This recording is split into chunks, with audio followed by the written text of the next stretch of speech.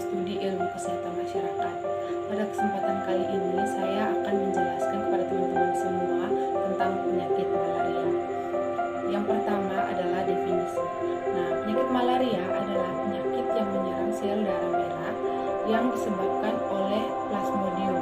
Penyakit malaria ini ditularkan kepada manusia melalui gigitan nyamuk Anopheles yang sudah terinfeksi.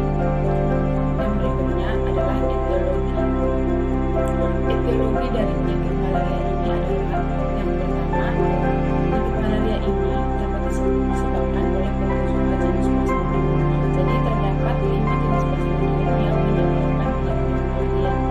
Yang pertama adalah Plasmodium falciparum.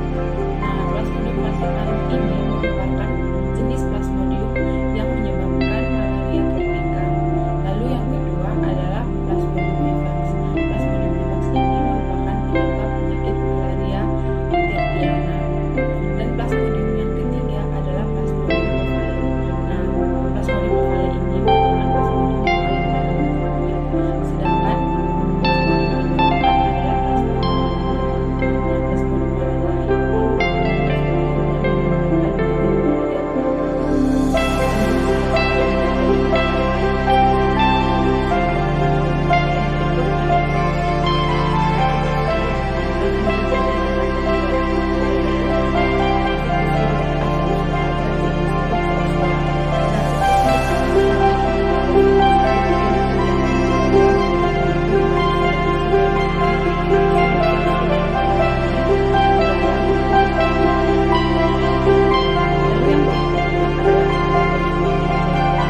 Plasmodium yang keempat adalah Plasmodium malaria. Plasmodium vivax.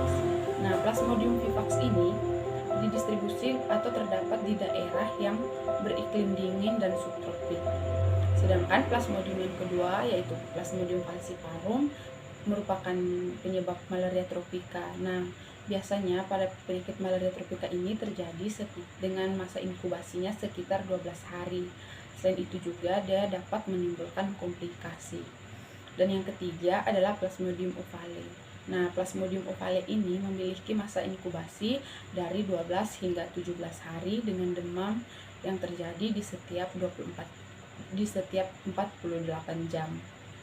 Dan yang berikutnya adalah Plasmodium malariae. Penyebab malaria kuartana ini biasanya berlangsung tanpa gejala dan ditemukan secara tidak sengaja. Dan yang berikutnya adalah tanda dan gejala penyakit. Tanda dan gejala penyakit malaria ini dapat kita kenali dengan beberapa tanda dan gejala.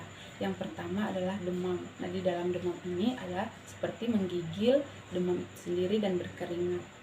Selain itu, tanda dan gejala yang kedua adalah splenomegaly. Splenomegaly adalah pembengkakan limfa. Hal ini terjadi pada malaria kronis. Tanda dan gejala yang ketiga adalah anemia. Selain anemia adalah penurunan kadar hemoglobin. Penurunan kadar hemoglobin ini terjadi karena disebabkan oleh penghancuran sel darah merah. Dan yang berikut adalah rantai penularan. Rantai penularan penyakit malaria ini terjadi atau terdapat dua. Yang pertama adalah penularan secara alamiah dan yang kedua itu adalah penularan tidak alamiah. Penularan secara alamiah di sini yang dimaksudkan adalah penularan yang disebabkan melalui infeksi yang dimasukkan oleh nyamuk Anopheles betina dengan menggigit manusia yang sudah nyamuknya ini sudah mengandung sporozoid tadi. Lalu penularan yang tidak alamiahnya itu terdapat dua, yaitu karena malaria bawaan dan secara mekanik. Malaria bawaannya itu yang dimaksudkan adalah malaria biasanya terjadi pada bayi yang ibunya itu adalah penderita malaria. Penularannya itu terjadi melalui plasenta. Sedangkan yang tidak alamiah terjadi melalui secara mekanik itu terjadi bisa melalui jarum suntik atau transfusi darah. Yang berikut data epidemiologi untuk penyakit malaria. Berdasarkan data pada tahun 2015, insiden malaria di dunia itu mencapai 214 juta dan yang telah menyebabkan kematian adalah sekitar 438.000 jiwa. Sedangkan di Indonesia sendiri pada tahun 2013 hingga tahun 2016, malaria mengalami penurunan dari 1,38 per 1000 penduduk pada tahun 2013, dia menurun menjadi 0,77 per 1000 penduduk pada tahun 2016. Menurut Kementerian Kesehatan Republik Indonesia, terdapat 10,7 juta penduduk Indonesia yang tinggal di daerah yang rentan terhadap malaria. Dan yang berikut adalah faktor risiko terjadinya malaria. Nah, faktor risiko di sini ada dua, yaitu manusia dan lingkungan. Nah, faktor manusia yang dapat berisiko terhadap malaria adalah yang pertama umur, dan yang kedua jenis kelamin, serta yang ketiga adalah imunitas.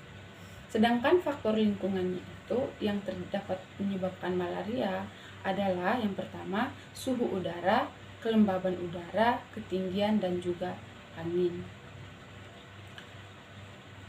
Dan yang berikut adalah upaya pencegahan. Upaya pencegahan malaria ini dapat dilakukan dengan mencegah penderita yang mengandung gametosis.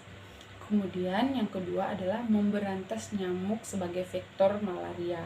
Nah, pemberantasan nyamuk sebagai vektor malaria ini dapat dilakukan dengan cara pengeringan dan penimbunan tempat atau wadah yang mengandung air.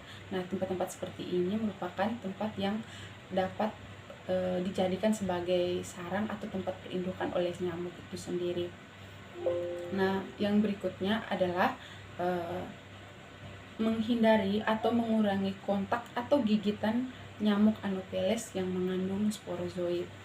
Sekian dari saya, terima kasih dan semoga materi kali ini bermanfaat untuk teman-teman semua.